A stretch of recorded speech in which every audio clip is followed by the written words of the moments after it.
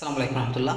আপনারা দেখতে পাচ্ছেন আমার হাতে একটি সাদা কাগজে একটি বৃত্ত এবং একটি রেখা যেটি বৃত্ত থেকে বাহির হয়ে গেছে। এটি একটি হাদিস। আসুন হাদিসটি জেনে সবাই সওয়াব লাভ করি। সওয়াবের হাদিয়া আমরা পেয়ে যাব। আল্লাহ রাসূল সাল্লাল্লাহু আলাইহি ওয়াসাল্লাম সাহাবীদের এভাবে এঁকে দেখালেন। সাহাবীরা জিজ্ঞেস করলো, এ রাসূলুল্লাহ এটি কি?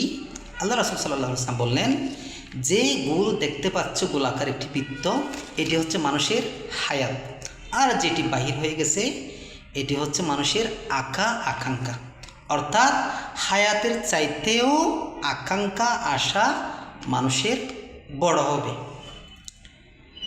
মানুষ যেটি মানুষ পাবে না সেটিও পেতে চাইবে, যেটি মানুষের হক নয় সেটিও পেতে চাইবে, যেটি মানুষ পাবে না সেটিও পেতে চাইবে, এবং একটি দুনিয়া পেলে আরও 10 দুনিয়া মানুষ চাইবে। আল্লাহ রাসূল এভাবে বর্ণনা করলেন এবং শেষ বললেন যে মানুষের এই আকাঙ্ক্ষা কবে শেষ হবে?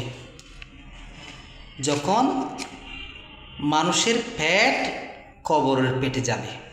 সরাসরি আল্লাহ রাসূল এভাবে বললেন, যখন মানুষের পেট কবরের পেটে যাবে, কবরের পেটে যাওয়ার পর মানুষের পেট যখন কবরের মাটি দ্বারা ভর্তি হবে,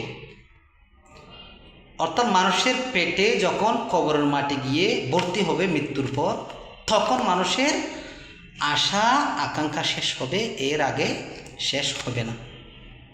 দেখেন আল্লাহ রাসূল সাল্লাল্লাহু আলাইহি ওয়াসাল্লাম কীভাবে মানুষদের বোঝালেন, এবং যারা অর্থনীতি পড়েছেন তারা অবশ্যই ভালোভাবে বুঝবেন আল্লাহ রাসূলের এই হাদিস, যে মানুষের একটি আকাঙ্ক্ষার মরণ হলে, একটি আকাঙ্ক্ষা পূরণ হলে আরও অনেক আশা আকাঙ্ক্ষা এসে মানুষের কাছে ভর করে।